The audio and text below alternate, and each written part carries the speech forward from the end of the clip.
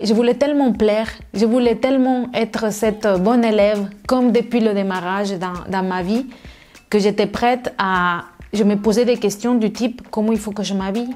Comment il faut que je parle ? Comment rédiger mes mails pour ne vexer personne ?» Bonjour, je suis Lucero Martinez, ingénieure industrielle passée par le marketing et aujourd'hui experte en reconversion professionnelle des ingénieurs et des cadres. Je suis née à Mexico, je vivais avec ma mère.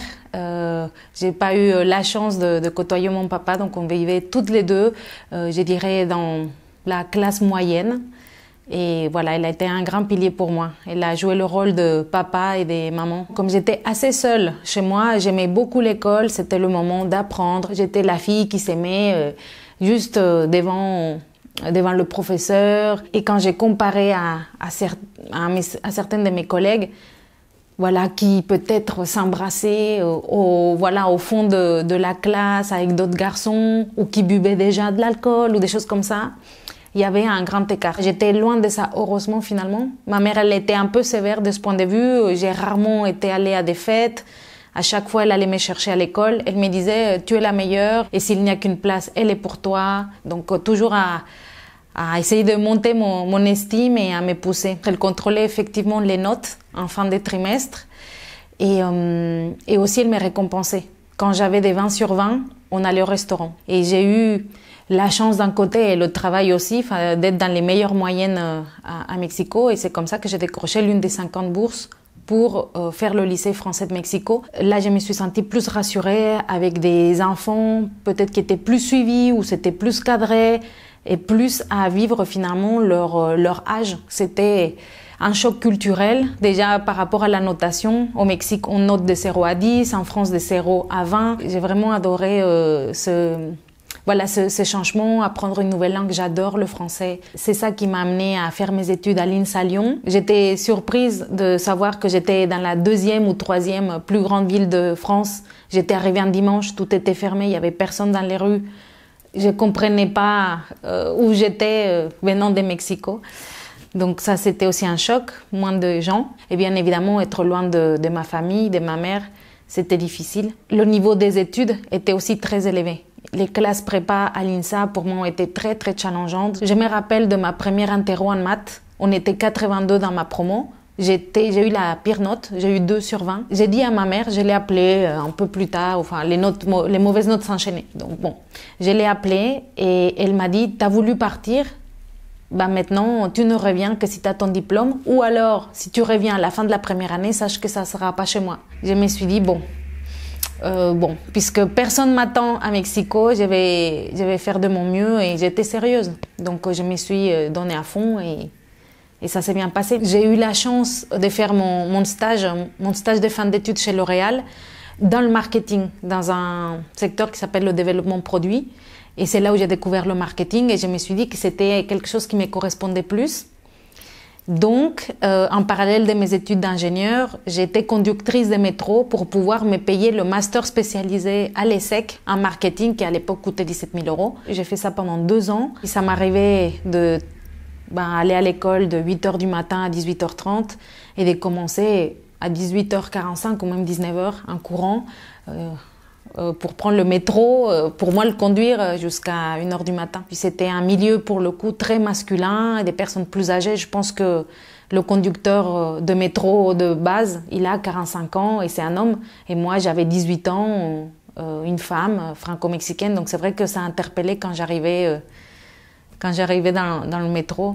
Mais j'ai remercié énormément cette expérience, les personnes que j'ai côtoyées et le fait que ça m'ait permis de récolter suffisamment d'argent pour payer mon master à l'ESSEC. Ma première expérience dans le marketing a été chez Häagen-Dazs. Les glaces Häagen-Dazs, j'ai travaillé pour eux pendant 2 ans. J'ai adoré l'expérience. Je m'occupais des menus glacés, des créations glacées pour Häagen-Dazs et aussi de toute la partie publicitaire ou des promotions. J'ai changé d'entreprise, toujours dans l'alimentaire. Je me disais que j'allais jamais tenir 10 ans parce que j'ai cumulé pas mal d'anecdotes qui m'ont choquée. Exemple, je vais au Mexique, j'achète des bonbons mexicains, je reviens en France et je les partage aux collègues et ma N+1 me dit qu'on n'est pas des amis. Une anecdote forte aussi, c'était une de mes managers qui était licenciée pour harcèlement morale envers moi. Quand je me rapprochais d'elle, elle avait un foulard et elle le mettait sur son nez comme si je sentais mauvais. Je me sentais vraiment esclave, très prisonnière. Je n'osais pas dire non. Je voulais tellement plaire, je voulais tellement être cette bonne élève, comme depuis le démarrage dans ma vie, que j'étais prête à... Je me posais des questions du type comment il faut que je m'habille, comment il faut que je parle, comment rédiger mes mails pour ne vexer personne. Je ne comprenais pas pourquoi ça ne fonctionnait pas, pourquoi j'arrive pas à avoir des augmentations, pourquoi au niveau des relations, alors que en dehors du travail ça se passait très bien, pourquoi au travail ce n'était pas simple, ce n'était pas fluide. J'avais l'impression d'être toujours à contre-courant. J'étais enceinte, je sortais d'une réunion avec ma manager et encore une fois, le PowerPoint n'allait pas ou peu importe. Et j'ai commencé à pleurer, je m'étais isolée dans une salle et je me disais que si j'avais pas eu le courage de me sortir d'un environnement qui ne me convenait pas pour moi, j'allais le faire pour ma fille. À l'époque, on lit beaucoup quand on est enceinte, voilà, du lien émotionnel que la mère a avec son enfant. Et moi, en train d'être stressée, en train de pleurer, je me disais, oulala, là, c'est même plus moi. C'est aussi mon bébé peut-être, il pleure ou il est stressé, ou hors des questions de faire une fausse couche pour un PowerPoint. Et c'est là que le coaching m'a paru un bon cadeau à me faire. Je me rappelle avoir vu la table des matières que j'allais voir dans la formation de coaching. Et je me suis dit que je ne pouvais pas mourir en ne sachant pas tout ce qui était là-dedans. La gestion des émotions, la gestion du temps, l'assertivité. Je faisais ça en parallèle de mon travail. Et ces cours de coaching, c'était plus qu'une bouffée d'oxygène. Je me sentais enfin comme le poisson qui est vraiment dans l'eau. Pendant longtemps, j'avais l'impression de ne pas avoir le contrôle sur ma vie, de subir ma vie professionnelle, de subir mes relations.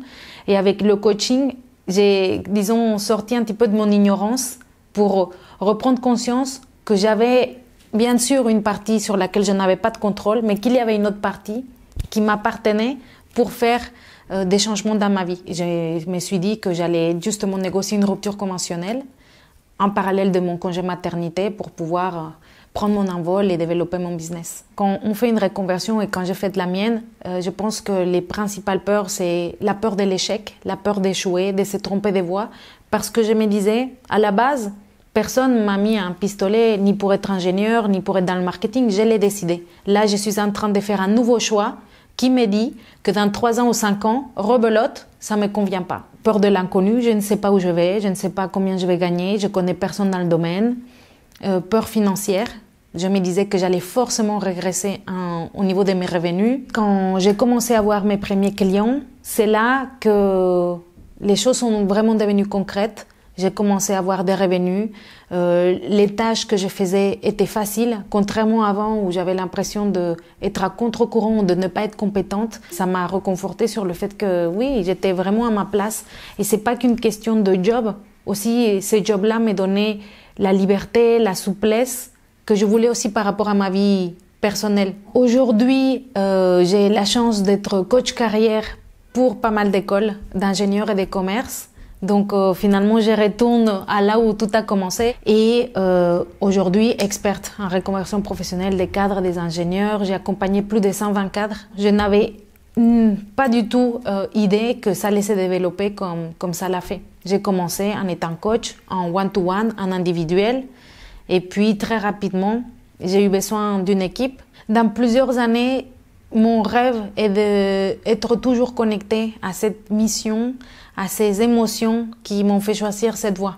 Parce qu'elle est là ma force, dans le fait de l'avoir vécu, dans le fait d'avoir cette connexion émotionnelle avec mes clients parce qu'ils vivent ce que j'ai vécu. Et mes projets d'avenir, c'est de continuer à passer le message que ce n'est pas normal de subir sa vie professionnelle.